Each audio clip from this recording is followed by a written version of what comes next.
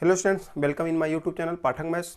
तो आज मैं बात करने वाला हूं कि रेशनल नंबर को हम नंबर लाइन पर कैसे रिप्रेजेंट करेंगे। रेशनल नंबर को यानी कि परिमेय संख्याओं को संख्या रेखा पर प्रदर्शित करना। तो आज के इस टॉपिक में हम परिमेय संख्याओं की बात क्यों कर रहे हैं, क्योंकि हम जानते हैं कि रेशनल नंबर यानी कि परिमेय संख्याओं में सभी प्रकार की नंबर आती हैं, जैसे वो नेचुरल नंबर हो गई, होल नंबर हो गए, इंटीजर हो गया, फ्रैक्शन। तो ये जितनी भी प्रकार की नंबर होती हैं जिनको हम नंबर लाइन पर रिप्रेजेंट करते हैं, तो सभी प्रकार की नंबर रेशनल नंबर मिल के बनाती हैं। तो इसीलिए अगर हमने रेशनल नंबर को नंबर लाइन पर रिप्रेजेंट करना सीख लिया तो हमें अलग से किसी भी प्रकार की नंबर को रिप्रेजेंट करने के लिए नहीं सीखना पड़ेगा। तो चलिए हम वीडियो को स्टार्ट करते हैं और हम बात करेंगे कि रेशनल नंबर को हम नंबर लाइन पर कैसे रिप्रेजेंट करते हैं। तो जैसा कि आपको दिख रहा होगा, हमने दो एग्जाम्पल लिए हैं। हम इन एग्जाम्पल के माध्यम से नंबर लाइन पर रिप्रेजेंट करना सीखेंगे। तो चलिए हम बात करते हैं। सबसे पहले हम एक लाइन खींचते हैं और जब इस लाइन पर हम नंबर को रिप्रेजेंट कर देते हैं तो नंबर लाइन कहलाती है। हम सबसे पहले एक लाइन खींचते हैं, तो अभी ये क्या है, एक लाइन है, और जब इस लाइन पर हम नंबर को रिप्रेजेंट कर देते हैं तो वो नंबर लाइन कहलाती है। तो चलिए अब हम इसके बाद क्या करते हैं, लाइन खींचने के बाद हम इसके किसी भी एक पॉइंट पर जीरो को लेते हैं।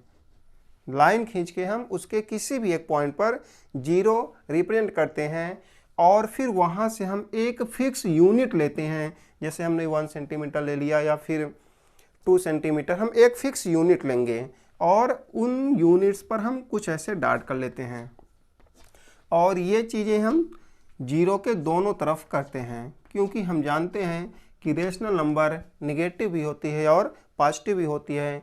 तो निगेटिव वाले को हम जीरो के लेफ्ट साइड में और पॉजिटिव वालों को जीरो के राइट साइड में रिप्रेजेंट करते हैं। तो ये आपका हो जाएगा 1 2 3 4 5 6 -1 -2 -3 -4 एंड -5। चलिए अब देखते हैं। यहाँ पर लाइन में एरो का सिंबल होता है जो कि ये बताता है कि लाइन अभी और आगे जा सकती है। तो अगर हमें आवश्यकता होगी, ज़रूरत होगी, तो हम इसे और आगे बढ़ा सकते हैं। इसीलिए लाइन में दोनों तरफ एरो का निशान रहता है जो कि बोलता है which goes to infinity both sides है। यानी कि इस सिंबल का मतलब ही है कि ये यहाँ पर भी सीमित होने वाली नहीं है। ज़रूरत पड़ने पर या हमारे पास ज़्यादा स्थान होने पर हम और बड़ा बना सकते हैं। तो चलिए अब हम बात करते हैं इनको रिप्रेजेंट करने के लिए। यह अगर हम इसे फ्रैक्शन के रूप में देखें तो हम कह सकते हैं कि यह फ्रैक्शन ऐसे फिगर को रिप्रेजेंट करता है जिसमें टोटल 4 पार्ट होंगे और उसमें से 7 पार्ट हमें चाहिए। मतलब फिर से हम बात करते हैं, अगर हमारे पास कोई ऑब्जेक्ट है, उसमें से बोलता है कि इसके 4 पार्ट होंगे टोटल और चाहिए 7, तो मिलना ही मुश्किल है। तो कैसे लेंगे? तो इसका मतलब ये है कि इसी प्रकार से हमारे पास एक से अधिक वो ऑब्जेक्ट होगा, तो हम क्या करेंगे कि सभी ऑब्जेक्ट को 4 पार्ट में डिवाइड करेंगे और फिर उसमें से हमें जितना पार्ट चाहिए यानी कि 7 चाहिए तो हम 7 पार्ट यूज कर लेते हैं। तो यहाँ नीचे जो लिखा होता है उसका मतलब है कि उसमें टोटल इतने पार्ट हैं। ऊपर जो लिखा होता है न्यूमरेटर में वो उसका मीन्स होता है कितना हमने यूज किया या कि शेडेड किया, जो भी कहें। तो चलिए 7/4 है, तो यहाँ पर अच्छा वो पॉजिटिव है तो हम जीरो के राइट साइड में आएंगे। पॉजिटिव नंबर जीरो के राइट साइड में होती है और निगेटिव नंबर जीरो के लेफ्ट साइड में होती है। तो अब हम बात करते हैं, जैसे 7/4 लिखा है तो हम क्या बताया कि नीचे क्या लिखा है 4। इसका मतलब है कि ऑब्जेक्ट को 4 पार्ट्स में डिवाइड कर देना है। तो इस प्रकार से हमने इसे 4 पार्ट्स में डिवाइड कर दिया।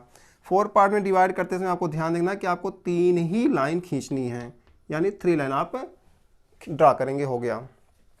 इसके बाद हम क्या करते हैं, इसी तरीके से इधर हम जितने भी हमारे पास ऑब्जेक्ट होंगे सभी को क्या करेंगे 4 पार्ट्स में डिवाइड कर लेंगे।